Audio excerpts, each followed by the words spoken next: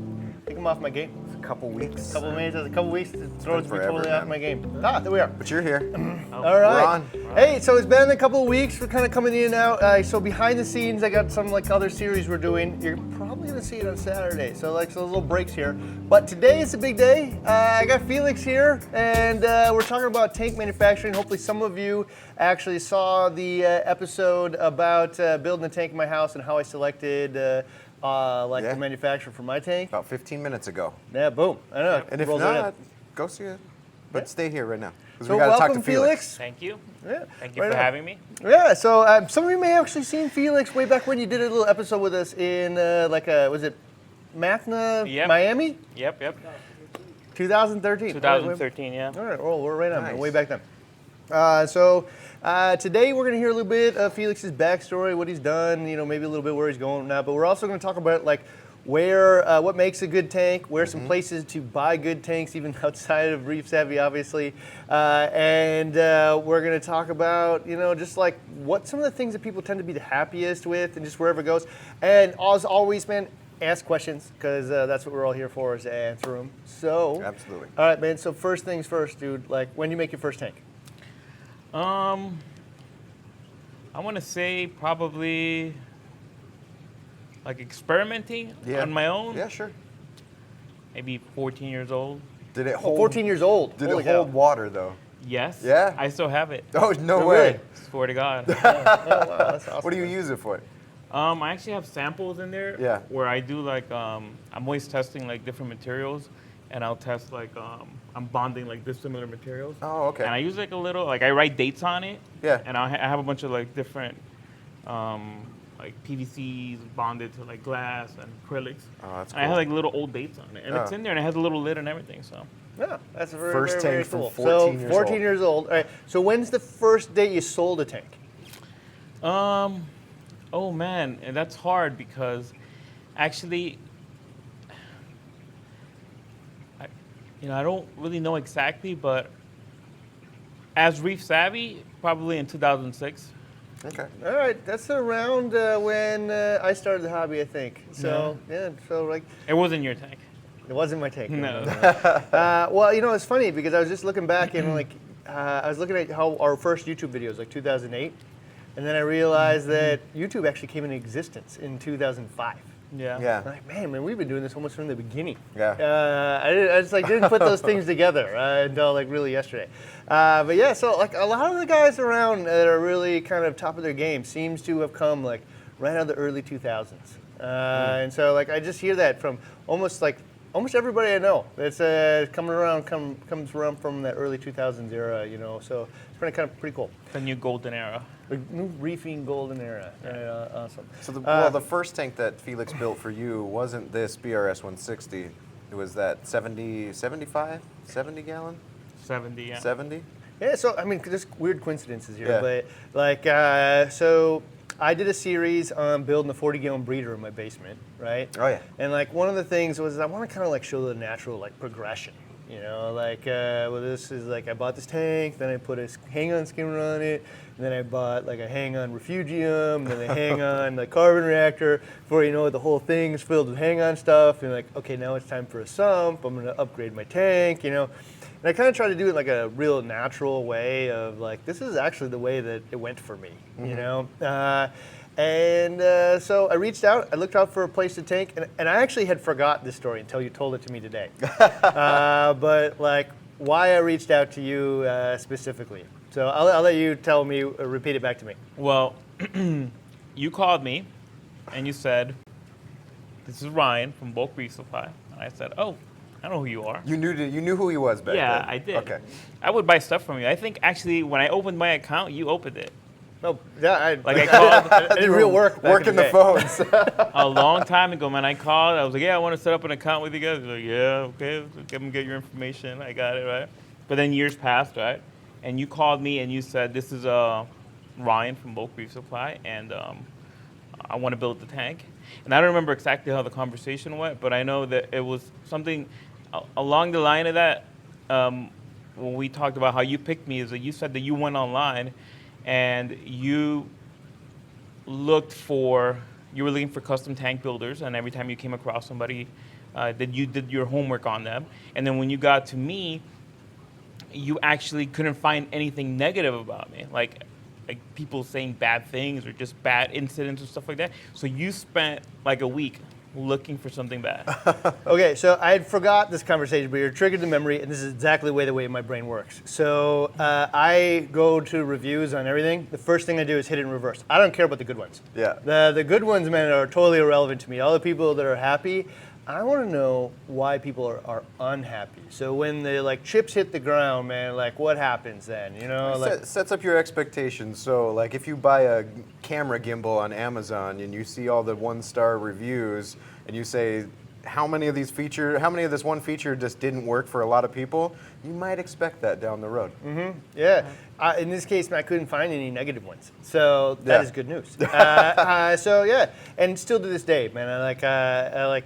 Dude, other than like people would like you to work lightning fast, outside of that, I don't think I've ever seen anything, man. Like, but your team's got a bandwidth. Quality requires attention to detail and eyesight on it, and it can only produce so many. Thank you. Yeah. Outside of that, though, man, like I don't think I've ever seen anything.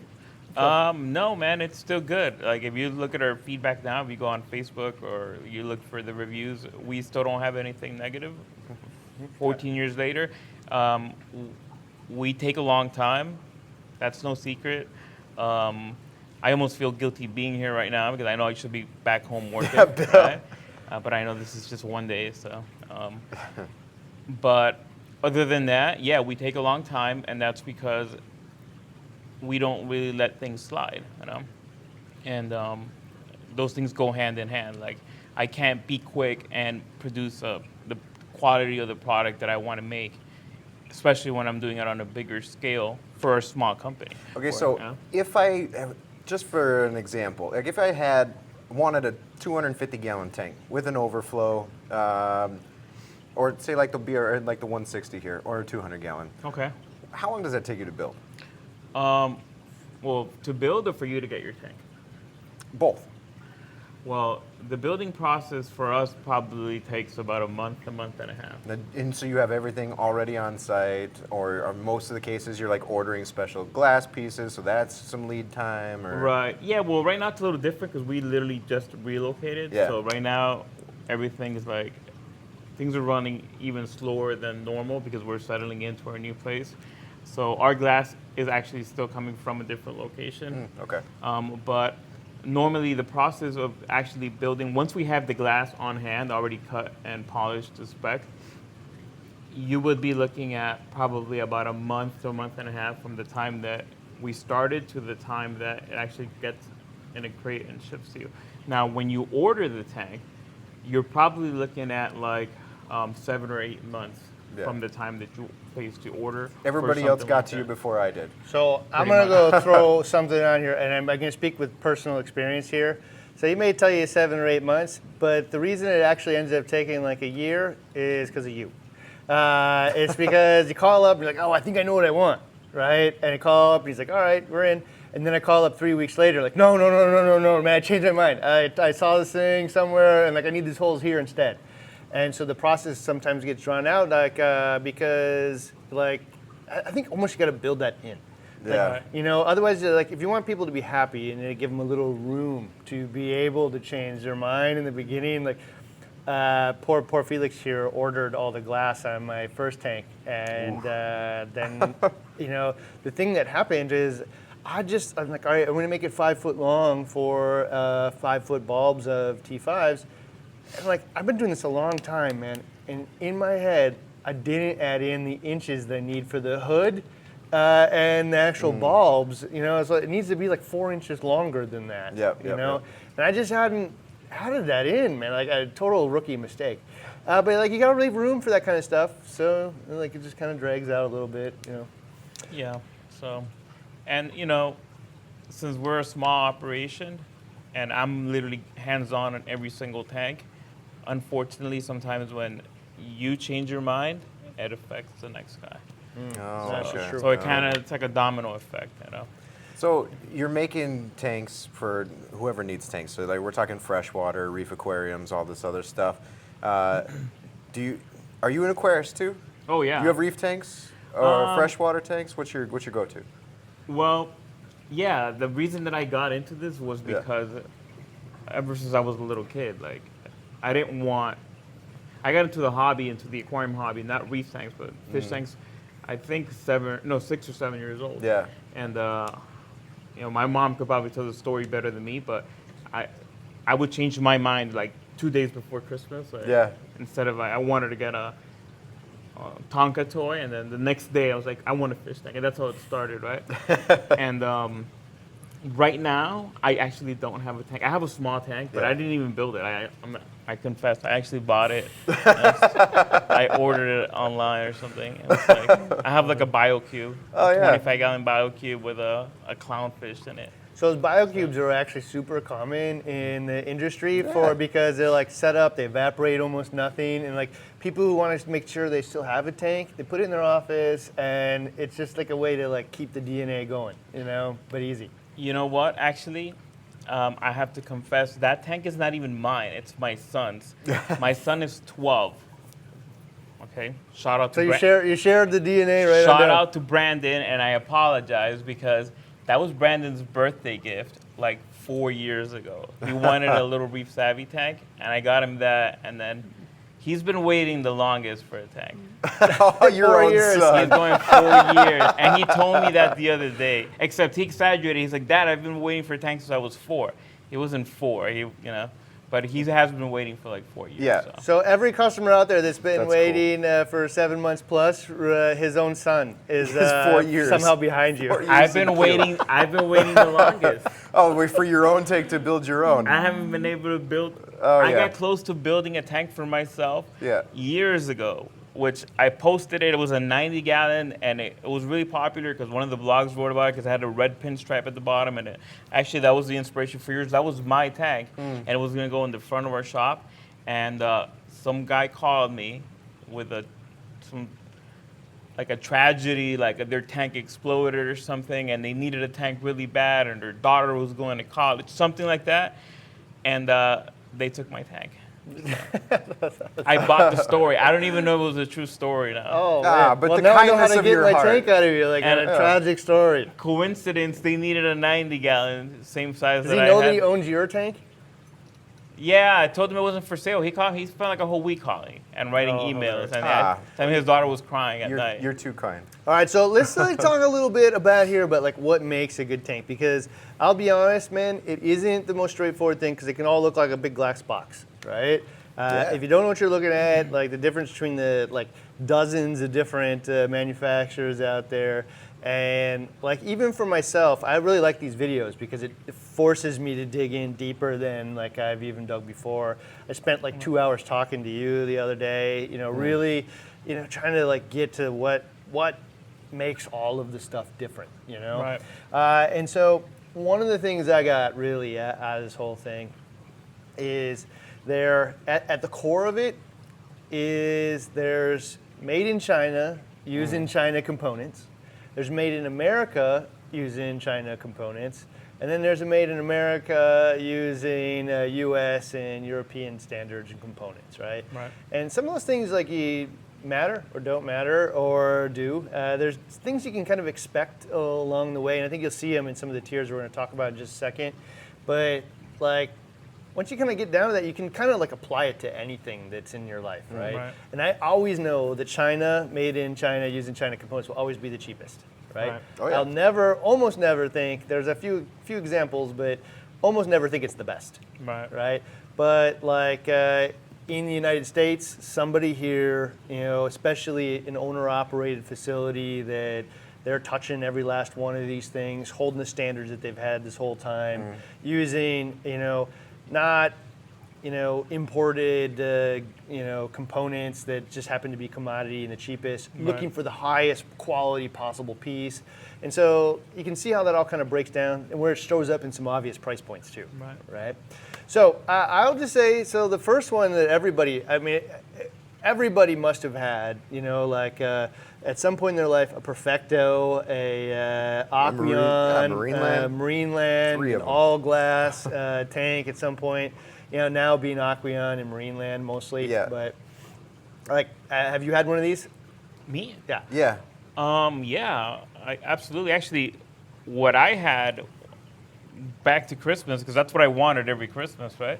I remember having, when I was like probably like 13 or 14, I was already into reef tanks, and I had an Oceanic, Oh yeah. and it was whitewash stand, and the trim, instead of the black trim, it came in whitewash, which was really cool back then. It was like pinkish, kind of like, you know. And I thought I was like the coolest kid ever. All my friends probably thought I was a nerd. 'Cause it's like, I'm like, guys, look at my fish, you know. Yeah. So, I mean, those are the super common tanks. Like, that's where everybody right. starts off, right? Well, and probably because I don't know. There's something I don't have to worry about. I mean, when I bought my Marine Land, it's not rimless. It's got a trim on it, so it's a big 125-gallon tank. I'm less concerned. I mean, it's got a plastic brace. I'm looking at this thing structurally, and I'm like, this is probably a well-built tank. I'm not going to worry about my floors too much. And then you see the tempered glass bottom and all this other stuff. So, I mean, it's got overflows and all this other stuff. So my Marine Land tank, structurally, now I've seen rimlesses now, and I've seen all these really nice, gorgeous tanks, but I didn't know that's what I wanted. And so this one did fit the bill for me. I'll just be straight. I didn't even know there was another option, right? I went Other than into Marine Lands. I went in the fish store and I'm like, I wanted a tank, and they showed me a tank. It could have had any one of those stickers Yeah. on it. Like, I didn't know, you know. I happened to pick the worst one possible, which is like that wave. The wave. Nah, You the wave know, is like, cool. It just totally warps everything. Stand suck, but like. I didn't even know the difference. You know, like you could look at the silicone and it's clear somebody just used their finger to like, you know, slop it in there, and there's a big plastic trim on it, and there's bars that go across that I later learned mess up my lighting and stuff like that. But like, I don't know. Like, it wasn't even relevant to me that there's a better option until it is. Like, now I'm gonna upgrade my tank. Like, this isn't my first rodeo, and like you start looking around. Okay, so the first level, and I'd almost forgot about him until actually that you brought him up, was glass cages, right? Yep. And so glass cages, you go to their website. Some of you might have seen it in an earlier episode, but I've quoted from them before a long, long time ago, and they have, like, you know, if you went on their website, there's hundreds of different sizes from these guys. And, you know, from everybody who's told me is you probably about the same quality expectations as you'd get from the standard retail tanks out there, black trim and whatnot. But it's, you know, inexpensive and customized to my specific shape. Yeah. Right? Yeah. And inexpensive. If I don't have like super, super high standards, like I'm not buying a Ferrari here, I think you'd be pretty happy with it. You know? Yeah, I think that the way that they do things is kind of unique, and I think that there's a place for them. I think that everybody has a place in this hobby, right? But like kind of what they offer, nobody else does, and nobody can even compete with them because they'll produce a tank to your specifications, right? So if you have an awkward size, like a nook somewhere where it needs to fit, and you need something that is 53.5 by 37, they'll do that, right? Damn. But not only that, I think that the way that, and I'm not sure, but I think that the way that they handle their shipping is kind of unique too, because they own their own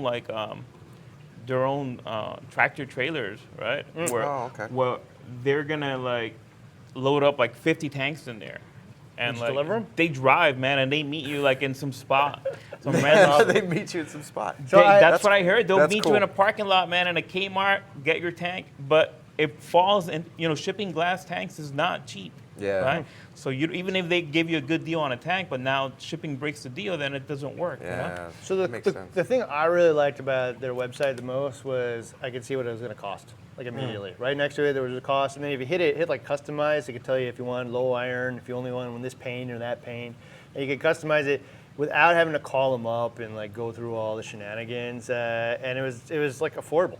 Yeah. So that was kind of that tier there, and I agree. I don't think that there's anybody else out there that if I got a hole in my wall and it needs to be this big and I want it this deep, like this is the affordable option. Go check them out. And then the next one was like the like Red Seas of the world, right? Yeah. Right. So They're manufactured for you, but they're elegantly manufactured for you. You don't get to customize it. But if you want that size, or you can live with a few of these dimensions, and you want a nice tank, go get something that's Red Sea like This that. fits that made in China, using China components in mass quantity, which means, dude, it's gonna have a higher quality standard than a lot of stuff, but it's gonna be cheap, right? Right. So, like, because you made 3,000 of this same tank last week, it is gonna be way less expensive than doing super custom work. Yeah. Right. And it shows up. Now, I'm gonna skip all the way here, and like, let's just, like, I'm gonna talk Planet tanks and Miracle tanks were like the tier like that I was actually shopping in, Okay. for this tank, because it's gonna be big and it's gonna be expensive, right? This is the one where I think where most people kind of end up in their like 10-year reefing, area, where they're like, now I need something custom, but it needs to match like the furniture in the room. It needs to, like, the stand needs to match the quality of the room, the trim of the room, whatever, And I'm also like, this is my first rodeo. It's probably not even my second or third. Like, I want this thing to last 10 years in this house that I'm probably gonna stay in. Right.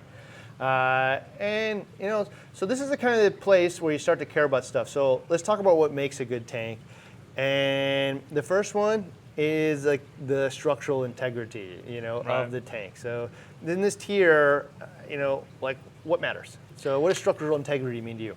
Okay, so you got to think about how well the tank is put together, right? So the choices in materials like thickness versus the size of the tank, and the type of bracing that it has.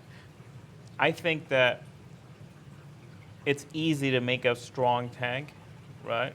Because anybody can make a tank that is really thick and using thicker glass than what you need and over brace it. But then you run into other issues like you mentioned before, like sometimes bracing gets in the way for lighting and even accessing the tank, or sometimes it's just outright like it's an eyesore. So the goal is to have a perfect balance of something that is strong and is going to last, but at the same time doesn't take away from the look of the tank. So structural integrity, that means to me too, is like, I want rimless, but I also want it to be tall. I also want it to be deep. I also want it to be big. And those things don't all fit together, right? Yep. And so I have seen personally plenty of tanks that had really significant bows to it. Right, Like, yeah. I mean, it's too scary. Yeah. You can look down the line of the tank and watch it bow out, and like, man, like, Didn't order a glass bow shouldn't front. do that, right? You didn't order a bow front. Yeah, I didn't order a bow front, but I got one, right? And that tank that I had, the Clown Harem series tank in it, did that pretty bad. Yes. To the point where I was scared to have people stand in front of it. Well, no, Yeah. you actually, and when we took it down, you said you'll give it away to somebody if they promise to never fill it up with water as an aquarium again, like use it for something else. Yep, so Chad, got it. Like, you absolutely cannot put water in this thing. Reptile tank. Yeah, reptile tank or terrarium, no. So what causes, like, if we're talking structural integrity, what would cause a bow like that? Is it thick? Is it a combination of things? Is it thickness of glass? Is it the way you silicone? I mean, specifically for those tanks that you're not bracing. Yeah, it's the thickness of glass versus the height Okay. and the length. So, and that's kind of a misconception where pressure has nothing to do with length or width. It's really all about the height, right? Okay. And you'll feel that like, when you go diving or you want to pull, you hit the bottom, you feel that, right? So, but it does have to do with this because the longer the panel is, the more flexible it Right. is. So you can take a piece of glass, you take a piece of glass that is 3 feet, right? Yeah. And you hold it, and it's a 3/4 inch piece of glass, and there's literally no flex to it. But I Right. can take a strip of glass that is 11 feet long, and you would be surprised that when you carry it, that actually does that, and it's 3/4 inch glass. So when you combine that with the height, so you have pressure pushing out against it, and the length, then that's how you get that. So you have to be super, aware of what you're doing, and like when you're deciding what you're gonna do, right? You have to know that there are limitations to how high you can go versus the length, and then we have like our own guidelines as far as like I have cutoff heights for specific things. But that's just a guideline. And I'll have, like, if you go to my website, it says it in the frequently asked questions, it'll have like 48, 20 inches. But that's still, I think there's a section that says it's up to my discretion, because there's certain cases where I can go taller or certain cases where I won't. And another thing to keep in mind is that it depends what you're going to use the tank for, too. So it's not the same thing if you were going to put it in a reef tank where super aggressive wave making and a rolling wave and a wave box or something like that, versus it's just a planted tank and it's still water. Believe it or not, that plays a part, because all that rocking back and forth. The pressure. That puts, I think some of those, I forget which company it is, but one of them has a warning on the box where it says, will deteriorate your tank or cause severe damage to your tank or something like that. Like, you know? That makes sense, yeah. So then your silicone, right? So we've seen the finger marks inside of our retail tanks. Drips. It just drips and loops, and people just dab some silicone. I've made some like really small frag boxes out of window panes that I cut on my garage and siliconed it together. And I mean, it holds together pretty well. But when we're talking something like this BRS160 here, is it an approach to doing the silicone in the edges that you do differently? Yeah, well, there's a lot of, how can I put this? There's a lot, we still use our hands, and there's a lot of like silicone and working with their fingers and stuff like that. So it's not that much different than what you did. It's just that the joints are bigger, right?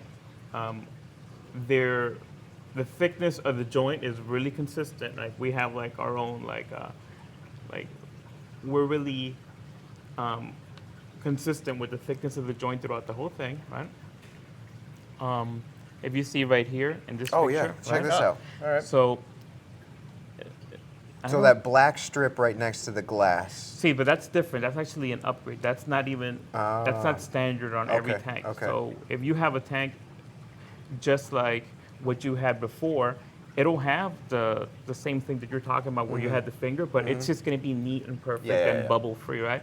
But that's something called an armored seam. So that strip that you were looking at, that's actually, even though it just looks like black silicone, it's actually reinforced glass. So if you hit it, like if you flick it or you touch it, it's hard. So, and you do that, I mean, people would ask for something like that, because like silicone, all right, my Marineland tank or my old retail tanks, and I've got this scraper, algae scraper with a blade on it, like a blade that can easily get under some silicone, and I'm smashing that thing into the wall because I don't know what the hell I'm doing, right? So, but that's really what that's guarding then, something like that. Yeah, well, originally, that wasn't even an option. Originally, that's something that we did on really big tanks just to make the joint stronger. It wasn't even, I wasn't even thinking about it from the point of view of preventing you from breaking up the wet seal, if you want to call it that, on the inside. It was just something that we did because this tank is really big, 3/4 inch glass.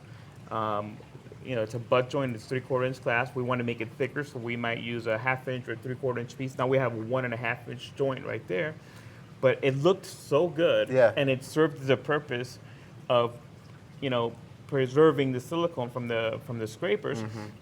That once we got big tanks, like in certain stores, like we had this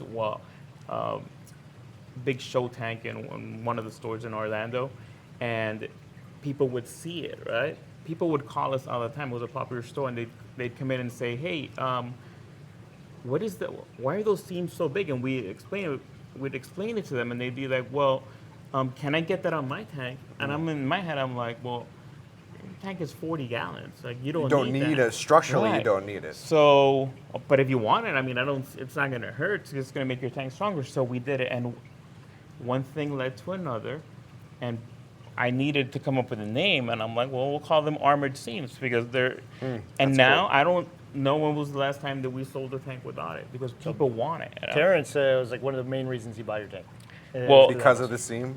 Yeah. Well, he said it's his favorite part of the tank for sure. So one of the things that I've always wondered is when I see a lot of rimless tanks, even ones without armored seams, they tend to have two different things I see in the silicone, like versus the standard tank you see in the shelf. And one is they tend to just butt right up to each other, right? And then have silicone where they connect, but they don't have that big, caulk line of silicone on the inside generally, right? Right. So looking at it, like I kind of wonder, like, is that caulk line like even structurally doing anything? Or do you just need the parts where the two glasses connect? Okay, so that caulk line, I don't think is doing anything structurally, right? So the reason that I think that we would see that, especially at the beginning, right? Because manufacturing processes have come a long way. And I'm not talking about myself, I'm talking about the big box companies in general, like everybody else. If you looked at a tank from 30 years ago that you bought off the shelf, even one of the ones with the plastic trim or something, and you look at them today, there was like a clear difference in the quality of them, right? A lot of the times you would see tanks that in the actual seam, you'll get tons of like bubbles, right? And some of the bubbles are big. You're talking about, they're like elongated, right? Yep. Where it makes you wonder, like, is water gonna get out through there? So I think what companies got used to doing, right, is that's the one that's actually keeping your tank together. But I can build you a tank, for example, that doesn't have the wet seal and it's structurally sound, and then you could take a hypodermic needle and pierce that joint and water is going to leak through it, right? It's still structurally sound because that silicone hasn't failed, it's just missing a piece. So water gets out to it. That secondary wet seal would cover that, right? Just in case it wasn't perfect. So what you guys got to remember too, I guess, in that is like when I buy a 40-gallon breeder that costs, $50, like, Petco made money on this, the distributor made money, the company that made it made money on this thing. Like, this thing needed to be made fast, right? If anybody is ever going to make this profitable, like these pieces of glass needed to be assembled very, very quickly. And so that makes a good sense. I hadn't put it together that way before. Like the seals between the two pieces of glass probably aren't perfect, structurally good. Right. The seam in there, just making sure it doesn't leak. And there's something else that you should keep in mind. That silicone there, even though it's not holding your tank together, it is doing something because there are like certain little creatures and stuff that can actually burrow through your silicone. Okay. Right? And I've seen it with my own eyes. I've seen a snail or like something that looks like a little cone snail or something, right? Go right through silicone, almost like a hypodermic needle in and out, right? And if you have that much area to travel, right, that's a lot less. So sometimes you'll see companies that don't do it, right? But I think it goes back to it just being a quicker process. So my next question is, on some of the cheaper tanks, you tend to see like a thin, or I don't know, I guess I call it a thick band of silicone between the glass. Like, I mean, maybe an eighth of an inch. On the vertical corners? Yeah, and where on the nice tanks, you tend to see like super, super thin, right? And I don't know if this is true or not, so maybe you're going to be able to answer this for me. But I had a friend of mine who made a tank himself, and he was told the thinner, the stronger it is. And the bond is between the two things. So thick or thin? Neither. It's a perfect in between, right? If it's too thin, it's not going to do anything. But if it's too big, there's too much elasticity to it. So literally, right? I think that 1/16 of an inch is literally like the perfect width for a joint. So 16th, you can barely kind of visually see the difference, especially when it's black. Right. But that clear stuff, you can just, it looks like a big thick band of jelly, down the seam. But if you do if you go thinner, right, on black silicone, if you go too thin, then and you'll see that on some of the big box company tanks, it actually, you'll see the glass behind it. Oh, really? So the black starts thinning out, and then it's really, to me, it's scary at that point. Kind of an indication that the It's too silicone thin. work here was not perfect. Yes. All right, interesting. So another one here, we talked about quality of tanks, or like kind of things you'd look for and talk about, are the overflow designs, right? Right. So I've seen them, in all kinds of different things. Like back in the day, we all had those super huge towers in our tanks. Yeah, corner overflows. Sometimes multiples for some reason. Drilled in the bottom. And I shared in today's video, like one of the reasons that I like the marine land tanks over the Aquarium ones is for like the popular 120 is they have one corner overflow. Whereas for like the Aquarium, there's 2 towers in the back, and it leaves this weird space that's super hard to keep free, detritus and stuff. And I can't really stack against them the way I would like. So way better for me to have one in the corner than 2 coming out. But also, like, I think you guys were the first ones I've ever seen that drilled holes in the top of the tank and then stuck overflow through, which you called the ghost overflow, right? Right. I'd never seen that before, but now I have an overflow in my tank that's only, an inch or so thick in many cases, and lets water go through to a back overflow and goes down to my tank. Totally different approach to it. So, I mean, any other overflow designs that you've seen, but like, this is a differentiator between many of the manufacturers, like how much effort they put into this.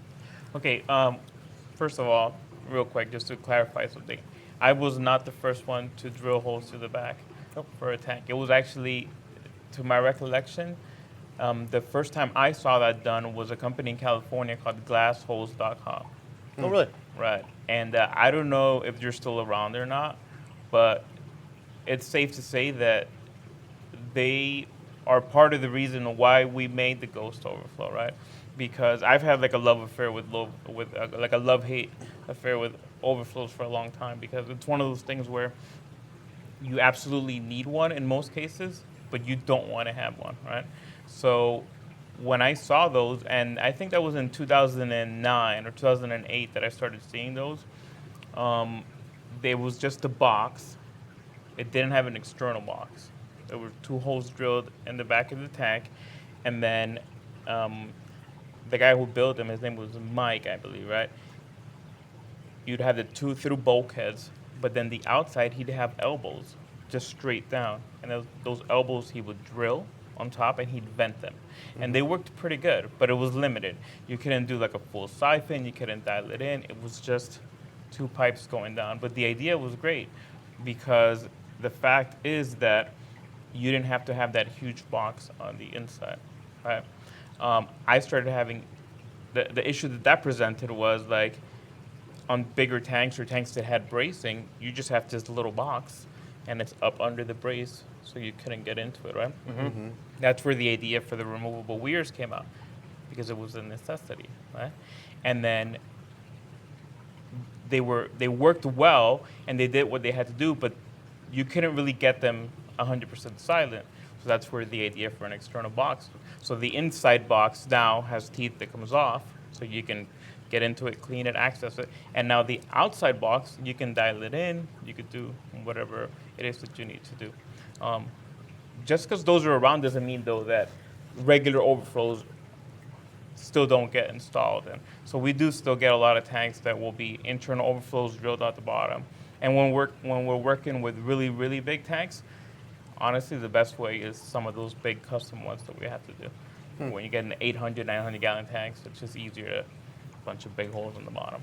So I will just tell you, my own personal experience here is one of the benefits I've got, like working with somebody like Felix or a custom manufacturer, is you can start talking about your specific needs, right? And so for some people, I want the tank to butt all the way up to the wall, which means that it needs to go through the bottom, right? And so you're gonna have to build a more typical overflow.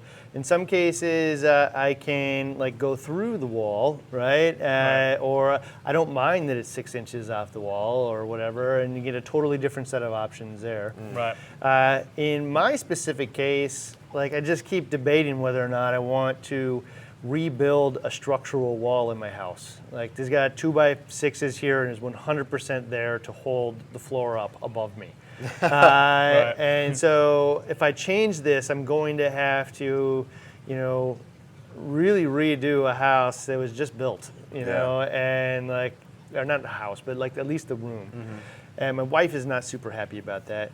And so ultimately what I came up with was working with Chris Benner, who's gonna make the stand, is just move it 6 inches off of the wall and allow room for the plumbing there. And we're going to build wood trim that hides it and is part of the whole thing. But like this wasn't just, the ideas didn't just happen overnight, man. Like you and me, we just like kind of rambled them off and like kept going back and forth.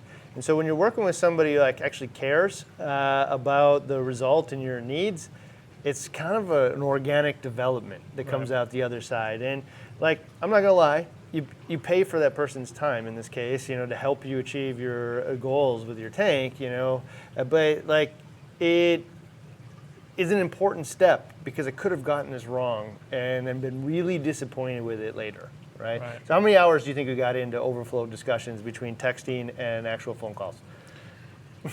Exactly. This year? Yeah, I mean, so just Or in this, combined. just as in this one tank, you know.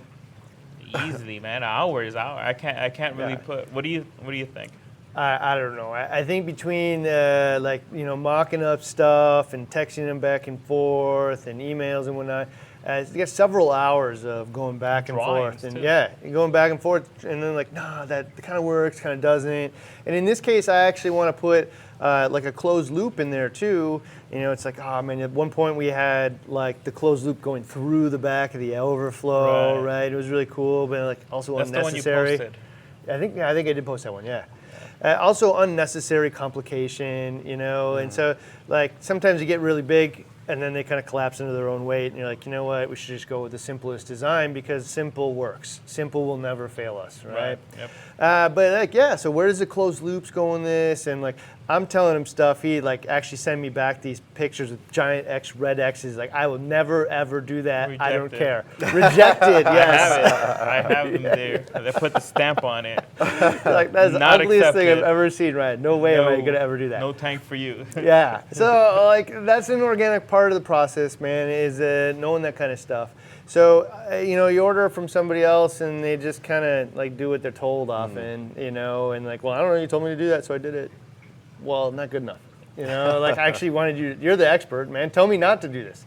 And so there's quite a few times where like I tell you what I want and you're like, well, okay, can you do this thing? And I'm like, here's the deal, dude. I'm gonna tell you what I want, and then I just have to trust your expertise that you build it the right way. Right? I don't want to try to trick you or bend your arm into building something for me that I'm going to be unhappy with. You know what's going to make me happy, sometimes better than I do myself, right? I know what I want, but what I want and what's realistic, totally different things sometimes. So beneficial there. And what else we had here? Stands was the next one.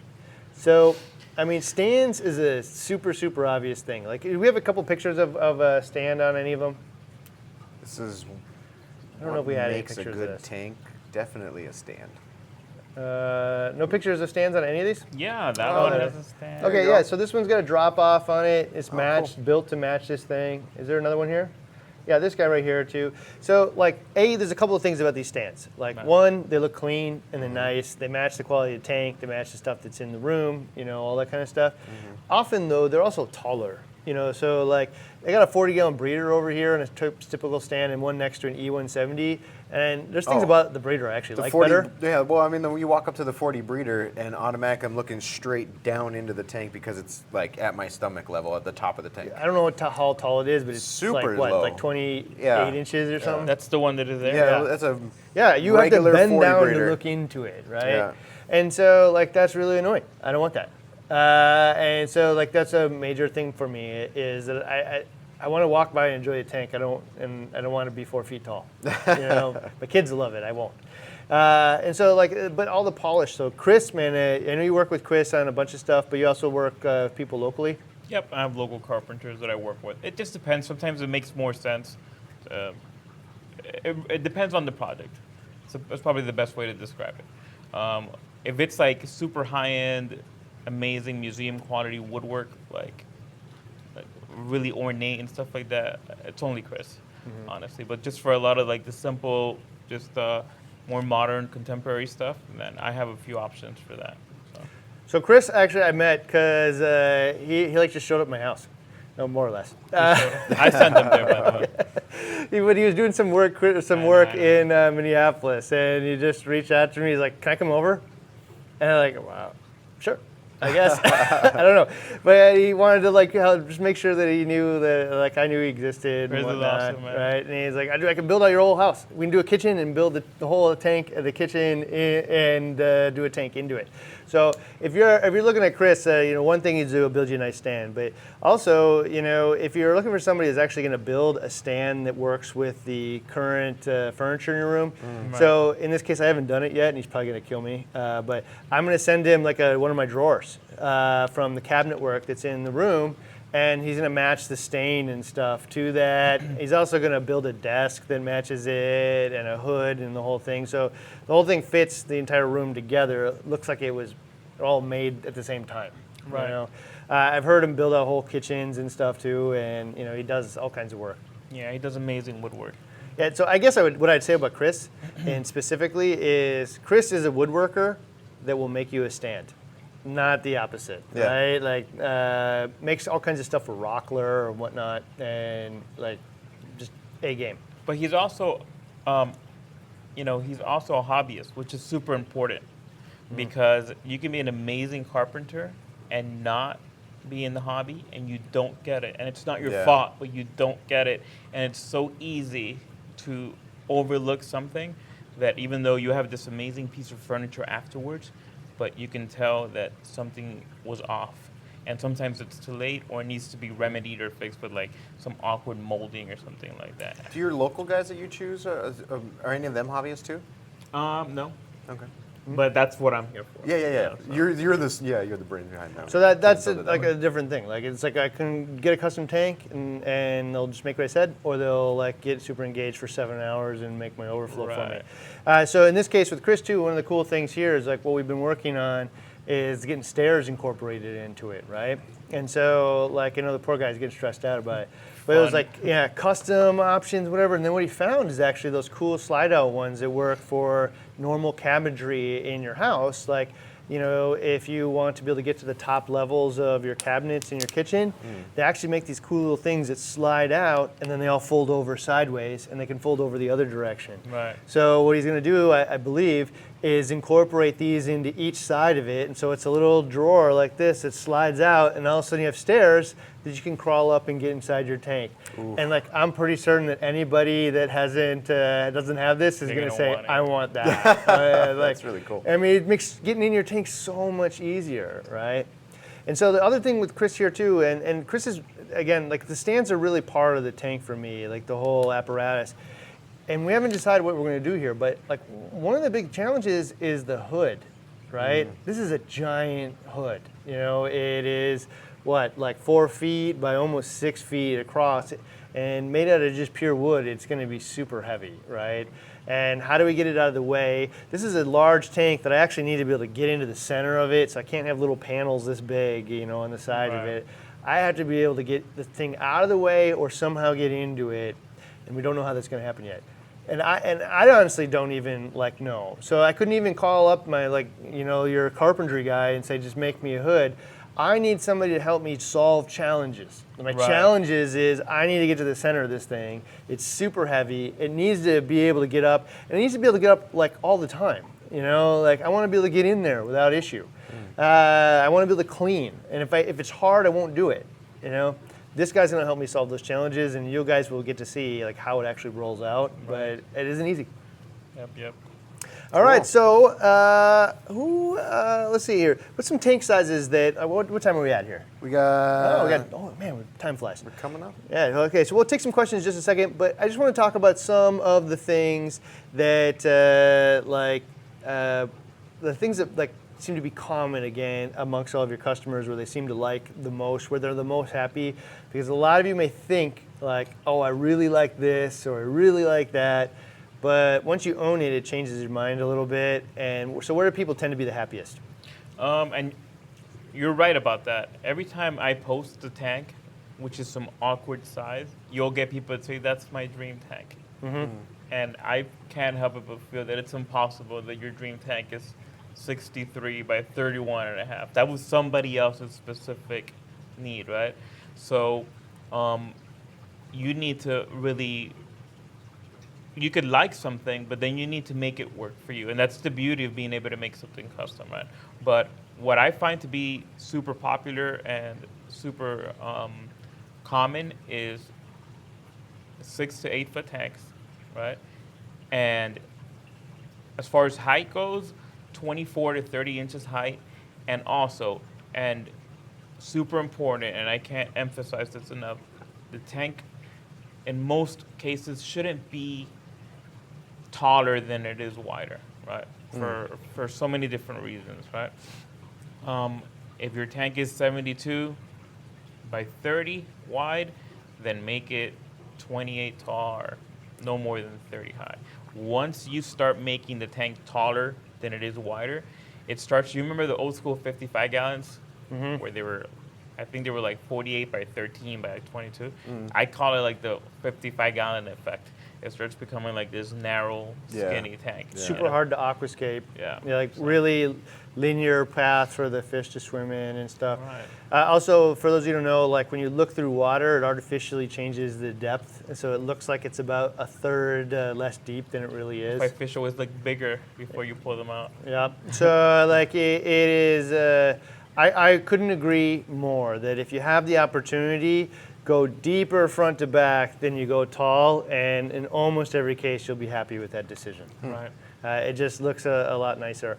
And I will say I am somebody that really would like to have 30 inches deep because I really like that extra height out of it. Right. Also kind of helps so you don't have to bend down to see it and whatnot, and gives you a better angle to look down in most cases. I think when you're looking down at the corals, they tend to look better. Right. So like there's a lot of aspects to that except for your arm. And cleaning. And so, I mean, I'm totally guilty of, like, I don't care, I'll just make it work. But when I actually go do it, I get mad that I made that decision. Right. You know? In fact, one of the tanks I saw that you made, what I felt like when I see it, like, oh, that's my dream tank too, was like 10 feet long and 30 inches tall and 36 inches deep, yeah. right? And like, make me that thing. That is 10 feet long, 36 inches front to back, and 30 inches tall. That is a sweet, sweet tank that I'll never be able to get into. I mean, like cleaning it is going to be a pain in the butt. You know, getting back in there, you know, 3 feet deep, 30 inches tall. And the bracing, it's not rimless anymore. At that point, you have all these braces, so you have to, you don't start right here. You're starting 6 inches in already. So You're definitely using tools and all kinds of stuff, man, which makes it take 2 to 3 times longer, which means you're 2 to 3 times less likely to do it. You know, it's just definitely one of those things. So you said, though, there was a tank size that tend to be the happiest, like in gallons anyway. I think that from what I've been seeing lately, the range is probably in between 250 to 350. That's probably the bulk of what we do. And then you'll get some smaller ones, and then you get a few really big ones. Right? So 250 to 350, and I guess I'm going to fall in that bucket because I guess I've made that decision for myself. But like, so it makes sense that that is about You're 10 the gallons size. over. I went 10 over, I guess. You're in the big category. I'm one of the weirdos. You didn't quite hit the big ones. Part of the reason that like I think that makes sense for me is like you should always be able to have like a 20 to 30% water change on hand, right? In a reasonable size container. You know, so if you have like with a 360, if I want to do a 20% water change, I need to have like what 70 gallons of water on hand, and a little more than 20, man. Like I got a 100-gallon bin of water just to do a water change now. Like past that, it starts to get pretty crazy. And like I've seen people run into issues, on their super big tanks where they can't even do water changes. Like to me, the water change is the number one solution. Something is going totally wrong in this tank, just get the water out, right? But if I can only do a 10% water change, like, because of the size of the containers and the closets or rooms that I have, it's gonna take weeks. Like it's gonna be too late. So you got to think about all the different things that come together. So I'm not surprised 250, 350, it starts to match normal water change kind of schedules and stuff like that. Yeah. And your wife is gonna love that 300-gallon on hand, just one of her closets, half the garage. Yeah, just a whole garage just for water change. No more Christmas or Halloween supplies. Yeah. All right, so I think I'm just going to share why I went Reef Savvy in the end. So I'll just give you guys a little bit of the story here, and then we'll move on to some of these questions. But just a little bit of the story here is ultimately, man, like this thing was going to be super expensive for me. Like, and I have a wife that like has limits on me too. So like, I mean, like once you start adding up a generator for this and taking out walls and putting floors in and like, you know, like endless stuff, like it's got to give somewhere. Right? And so, like, Planet looked like a pretty good option to me in the essence. I'm going to get most of what I'm looking for. I'm going to get it at a good price, and everybody likes Planet, you know. And so, I was talking to Darren over there, and he's going to help me out with this thing. And then I started telling people what I was going to do. Actually, I released it in like one of the videos. I like let it slip or something, right? All of a sudden, everybody I know, man, was like, "What is wrong with you?" I mean, like literally calling me up, like, I saw that thing, and like, what are you gonna do, dude? Like, you've been using Reef Savvy tanks forever, man. Like, this is your dream tank. You have to look at this every day. And I'm like, yeah, but like, dude, it's getting out of control. The price, man. My wife's gonna kill me. Dude, I was getting BRS hate mail, just from my customers. Like, what's going on, man? Why is he doing this? Why is he talking about I Planet? didn't even. Honestly, I'm so consumed by work, and I'm always working that I sometimes I don't get enough on social media, or I don't get to watch all the videos and stuff like that. But my customers let me know when I open my inbox and there's a bunch, or I get text messages or calls, says, "What's going on with Ryan, man?" I'm like, "Why? What are you talking about? Why is he getting? Aren't you building his tank?" I'm like, I wasn't even up to date on it, you know? And they let me know quick, man. So like I'm hemming and hawing, man, and like I just like don't know what to do, like because I just like it's just hard decisions, right? And I'm just gonna say it, man. Felix called me up out of the blue, and he's like, "Dude, like you're messing me up here, dude. I wanted to call you and just tell you I've been talking with my wife for ages. If Ryan ever puts a tank in his house, we're just gonna gift it to him." Yeah, you And he's ruined like, the surprise, bro. I know you like I stole his like thunder. I felt so bad. When you bought your house and you posted before any of this came about, we already talked. We had like finalized it and discussed it, and then I had to tell you the other way. So anyway, so Felix and his wife, man, I love you both. Donated a tank to my house, and I gotta tell you, like I don't. It's just a glass box, dude. But like now, it's actually more to me. Because there's so many people that are involved in this, like setting this thing up with me. And now I get to look at this thing, man, and it's a gift from people that I care about, and I love seeing it at all the shows, and like it just, I don't know, it just means so much more to me. So Thank you, man. I don't know. So that is why the like whole journey. You think that things like in the background just kind of go one way or the other for no willy-nilly reason. There's always like a journey to everything and why they develop that way. So let's go ahead and answer some questions that we have here, and we'll like write it out. We got some good ones here. All right. First one we got to hit is Glenn Rudolph. Thanks, Glenn. $4.99. He says buy Felix some coffee so he can work longer I'm taking hours. Felix out somewhere. He doesn't know it yet. I haven't invited, but like I'm taking him out to dinner. He flew all the way from Florida up here, so I got to go take him out somewhere. So I will get him that. Thank you, Glenn. Do I get a cut of that $4.99? I'm gonna give you the whole thing. Yeah, dude, the whole thing. All right. All right, thanks, good. I like this one down here from K-Dub, who asks, what's the largest custom tank you've built, and was it for a celebrity? Ooh.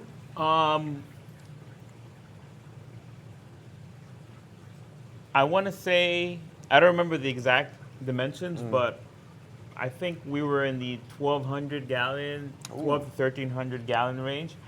And yes, it was for a celebrity. That's all you can say. But we just so you know, because people ask us this all the time, and it's not when we say celebrities, it's not always celebrities. Yeah. There's just businessmen and there's wealthy people that are like on certain lists, right? But they're not necessarily like an actor that you would know.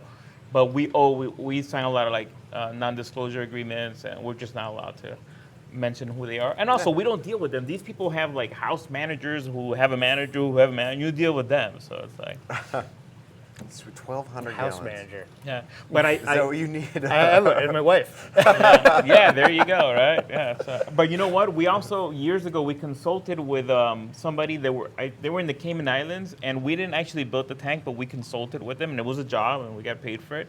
And it was a concrete structure with glass panels that was something like 6,000 to 7,000 gallons. So that was pretty cool too. So. Wow. All right, next. Cool. Nate donated the $5 here too for that dinner. So No, thank you very much. I mean, he Dude, did we're going ask- up. Might get steak, no burgers. You did ask a quick question, totally off topic from tank building, but can you suggest a T5 LED layout for a 72-36-27 with 2 braces on top? I like the Aquatic Life, but they're only 61 inches. So will 61 inches cover a 72-inch tank? Yeah, so T5. yeah, it just will be a little dim on the ends, right? Yeah. Like visually not dim, but like it will. If I measured it with a meter, it will be lower than next to it, right? Yeah, but I mean, you look at like this tank and you look at other tanks and look at the edges. There's not coral right up next to the far edge. Dude, in all honesty, it gives you a place to put some corals that don't like as much light, right? So like on the edges, so you've created an area that is perfect for that, actually. Yeah. So, Sweet. there. Cool question. All right. I like Ken Selick is, do you ever build overflows in the center of your tanks? I can answer that. That's like directed at Yes. you. in the middle. Like in the center, Well, or Like, oh, you mean in the like center an of the bottom island. gland? Yeah, I wonder about Yeah, that. we've done Yeah, that. you've It would done be that. like 4 side. I don't know if that's what he meant or not, you know? But if, You could do it both ways. look, if that's not what you meant, yes. If that's what you meant, yes.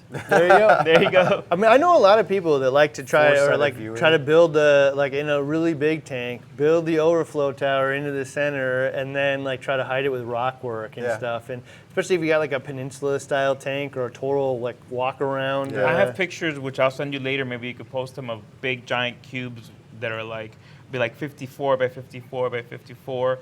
And then it'll have like a 14-inch overflow tower, and exactly what you said, you can walk around it. That's I know. cool. But that That's doesn't what- fit in every house. That's complicated. Oh, yeah. Yeah, Aaron was trying to get me to do that actually. So like I always wanted this big peninsula, and Aaron's like, "Dude, you're messing this up. You should have a total walk around. What's the point of coming out?" I'm like, "Yeah." And then I told my wife I was going to jackhammer up the floor The to put power, the plumbing yep. and flour in there, and she's like, "No." No, not going to happen. All right. I'm so sorry, honey. I'm making her seem like the bad person, but she's so supportive of all this stuff, the crazy stuff that's going down there. So, all right. What else is there?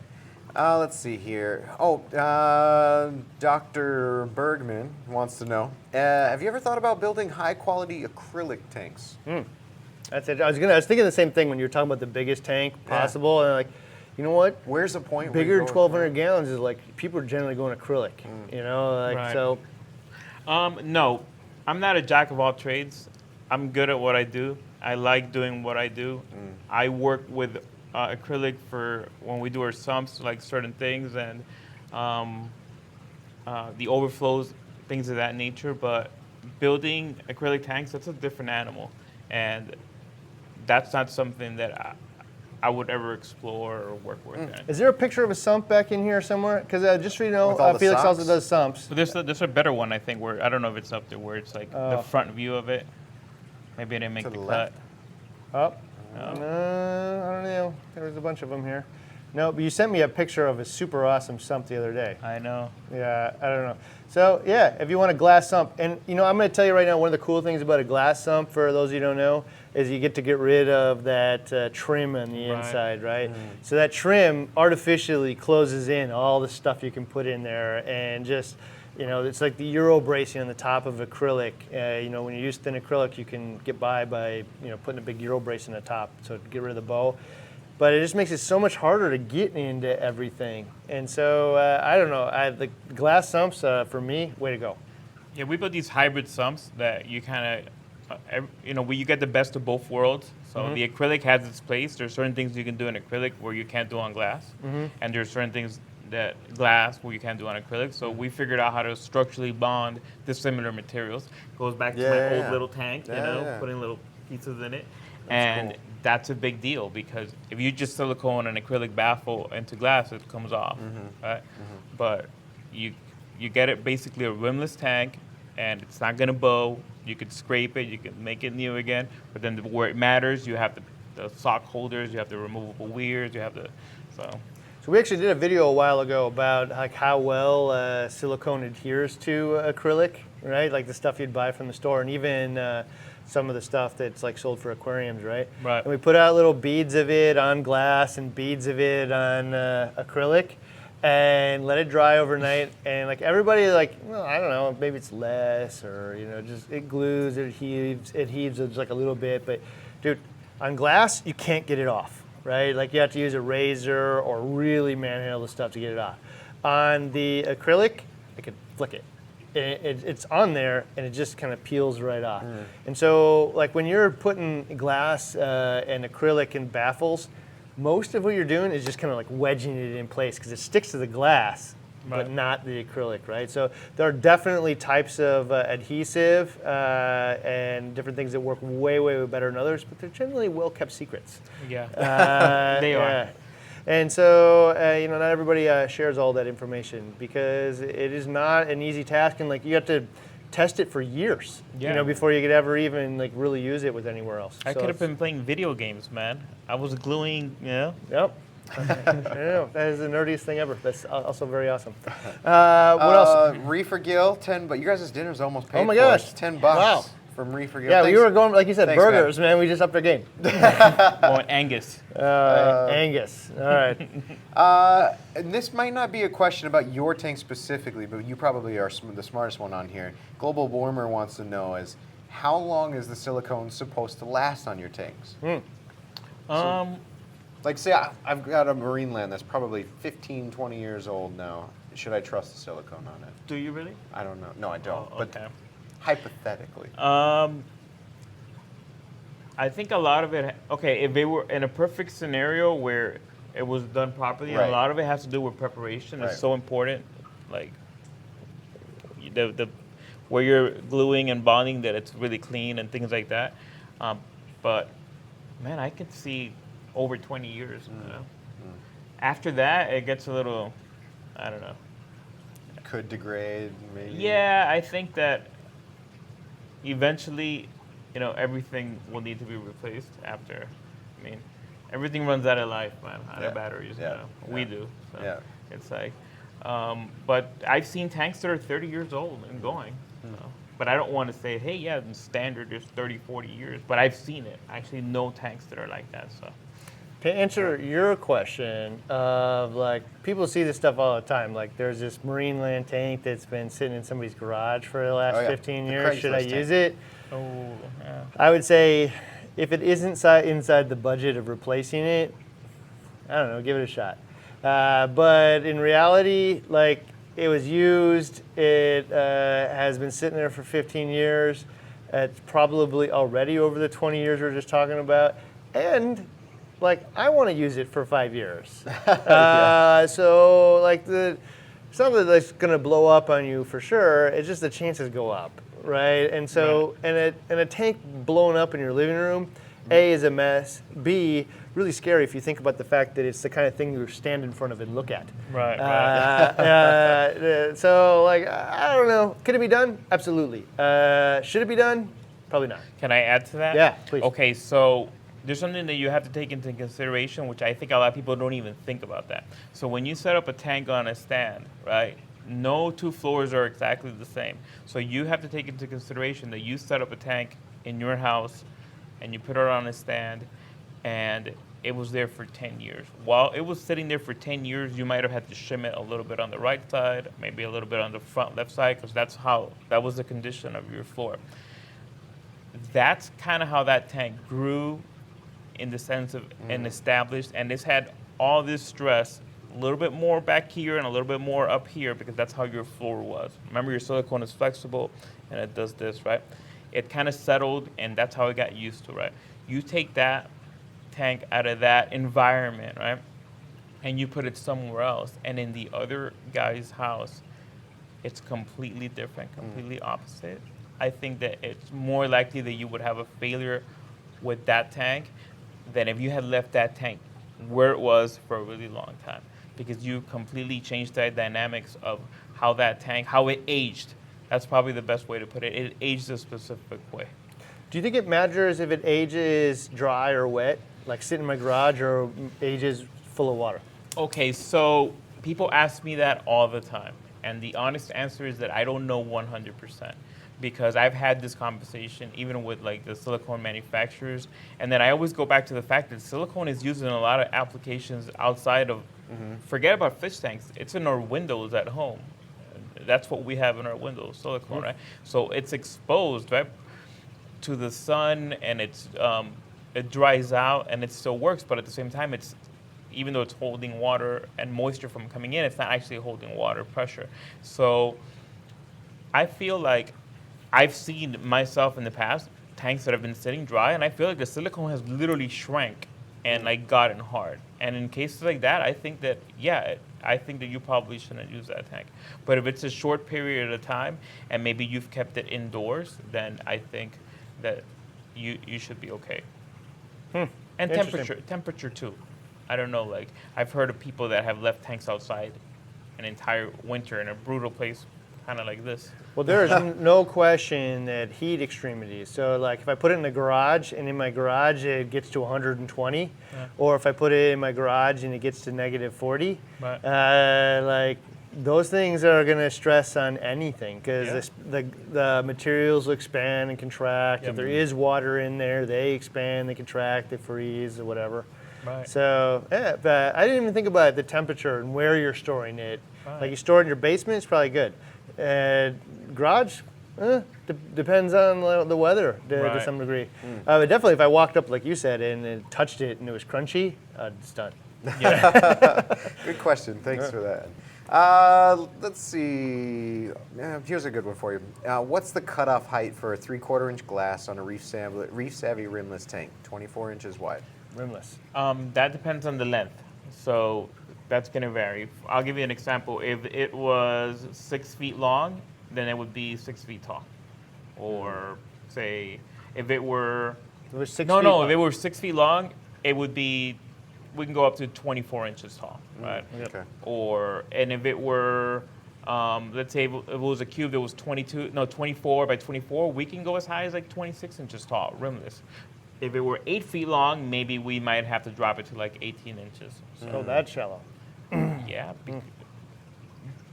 But remember when I said it goes back to my discretion? There are certain things that we have to talk about or give up or not give up. We can have, for example, we could have had this tank taller, right? But then we would have had to beef up the bracing on the bottom and certain things. How much do you want to sacrifice? How much do you want to give up? So how you want your tank to look does play a major factor too. So when you go and I'm going to do a longer tank, what adds the structural integrity more? The strip that would go along the length of the tank or the bracing that would go from front to back? You mean like the top bracing? Yeah, so I can put like a Euro bracing kind of, which is like the strips that will go around the edges. Right. You know, that will increase the strength. Or I can kind of put strips in that go front to back, right? Or both. Yeah, both. So the strip that you're putting is doing very little to keep your panel from coming off. It's keeping your panel straight. So you know how it tends to bow? If you do a thick enough Euro brace, because even if you do a thin one, it's barely going to do anything. Remember how I told you that the longer it gets, the more it tends to bend?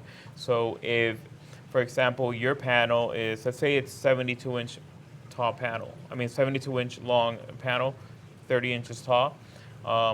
If you put a really thin Euro brace on top, you're still going to get bowing, right? But if you were to put like an 8-inch Euro brace and it's bonded, then it literally has to bow that entire, 8 inches of glass on its edge, and it's not going to do that. And the tank is not long enough, so otherwise you'd get a bow this way. So, but the cross brace is not only is it stopping it from bowing, it's also holding on to the back panel. So it's actually adding even more to like the structural integrity of the tank. Interesting. All right, a couple more and then we'll call it a day. So thanks for joining us. So we'll got like what, 2 or 3 more? Yeah, a couple more here. First one is, does a center brace really affect lighting all that much? Always can't notice them since the spread of the lighting seems to mitigate the shadowing. I got an answer for this. Yeah, I bet you do. Absolutely. Yeah, so less so if you are using giant, huge reflectors with your halides of age or T5 T5s, lightings and stuff.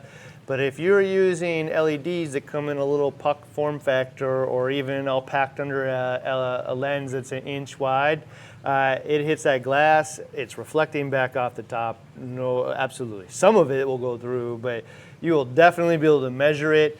Will you be able to see it? Is a question. Maybe not as much with the glass brace or center brace, but definitely the black plastic ones. For sure. I've had that a bunch of times. So, one of the big things, man, is the spacing of them, right? And so, like, if I think of my 6-foot tank, maybe I want to put a light every 2 feet, or I want to put a light, every foot or whatever, then you start to think, well, where are the braces?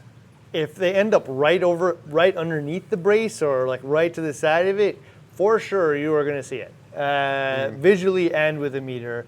If it's kind of off to the side, not so much. Yeah. So I don't know. Has that been the experience of your guys' or your customers as well? Yeah, actually, that's why sometimes you'll see tanks where we'll have one center brace or we'll have 2 center braces which are off-centered, right? Mm-hmm. And that's because if you had a 6-foot tank and you were going to have 3 lights, then it wouldn't make sense to give you a center brace because you're going to have one dead on the center brace. But if you were going to have, if you have 3 lights, it would make sense just to give you 2 center braces and then 3 openings on top instead of 2 larger ones. So, if the idea is to not have anything, and if you do have to have something, it's best to try to avoid it as much as possible. So that's the thing is like, again, man, when you're working with somebody custom that's actually has been an aquarium owner for most of his life, you start to get into that, discussion, like asking you the questions that matter. And so like, this is a really good one. If I had a 6-foot tank, and I had no lid on it, it was just kind of a mixed tank, I might actually just put 3 lights in it depending on what I was using. But I wouldn't put the brace in the middle. I would then split it up like you said, right? But if I did do it in the middle, I'd probably use 4 lights now and put them in between the squares, essentially on the sides. So asking, how am I going to light this tank is how I'm going to brace the tank. So it absolutely matters big time, and I would pay attention to it. Last question? Last question. Are you doing any overflows with no internal box? If so, how deep are the external boxes from the back pane? Yes, we are, and there's a picture there. Let's take. The far top right. That has no internal box.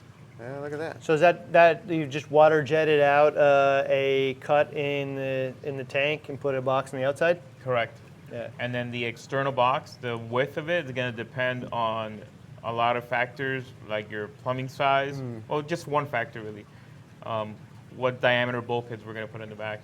But we could probably get it as small as like 4.5 inches, front to back. So behind the scenes, we have decided on an overflow solution for my tank. Not yet. Okay, yeah. I have a second desire that he told me don't get my hopes up because it's kind of hard to do and whatnot. But it's too late. My hopes are already up. So it kind of looks like what you just showed there. Kind of maybe a little different. We'll talk about it at dinner. Yeah, dinner. I'm going to definitely spend the money you sent to help get my overflow box secured. No, save the money. You're going to need it. All right, awesome, man. Well, thank you very much for coming, man. It's been our joy. Ed, so for all of you that are watching, I need to let you know good news and bad news. So good news, should we do good or bad first? Bad. Give them the bad first. Okay. Bad news is we're not going to do one of these episodes for all of November here. So it's Black Friday is coming up. You know what we have this other new series coming up, and poor Dave in the back, he's lost a few more hairs, I'm pretty certain. But we're jamming. So we got something brand new. It starts on Saturday. So this Saturday, we got something brand new. We are going to start launching a series aimed at newer to intermediate reefers that really walks you through all of it. So actually, this is the part where I think that it's kind of interesting how things come together. Yeah. That is the series originally 8 years ago that I built to do how to start a saltwater aquarium, me and Reed in my basement, right? That eventually got upgraded to the Reef Savvy 70. today, man, like, or I guess on Saturday, we're relaunching it, you know? But you're not gonna wait every week. You're not waiting every week. We're giving you 3 episodes a day, man, for like, binge. I think 10 days. Go That's enjoy like 30 episodes. Dave and I have 22 of them in the can, so the rest of them, man, every day we're burning through them. 52 weeks. Yeah. It's 10 days. Yeah, not 52 weeks. You don't have to wait a year to see all this stuff. This time, man, you're going to see it all in the super big binge watching stuff. So hopefully you guys are excited to If see you're it. watching this live, you are the first to know. Is it on Netflix? Absolutely first to know. That's like it should be be. on Netflix. Yes, I would like that kind of. That's the kind of mentality. Like, why we Netflix, wait bad. every week? It's terrible. Popcorn. Yeah. So all of you, and so we're gonna do that, and we're gonna do the Black Friday stuff, and so in December we're gonna start this back up full steam and get it rolling again. So all new guests and everything, but you gotta give us a little break. So super thanks for coming out, and I can't wait for dinner. I don't know where we're gonna go yet. In that global, like you have 25 another bucks. $10 too. I mean, I keep seeing them pop in thank here, you very but, much. All right. The global warmer, who asked the silicone question. Oh, also thank you donated very $10 much. to Thank your you. dinner. Oh, this is awesome. All right. Yeah, the budget just went up. Yeah, I know that one. Sandy, send some money this way. Sandy. Sandy's Reef Savvy. Oh, there you go. All right, awesome. Everybody have a good day, and we'll see you actually starting Saturday. Yeah. Sweet. See you then.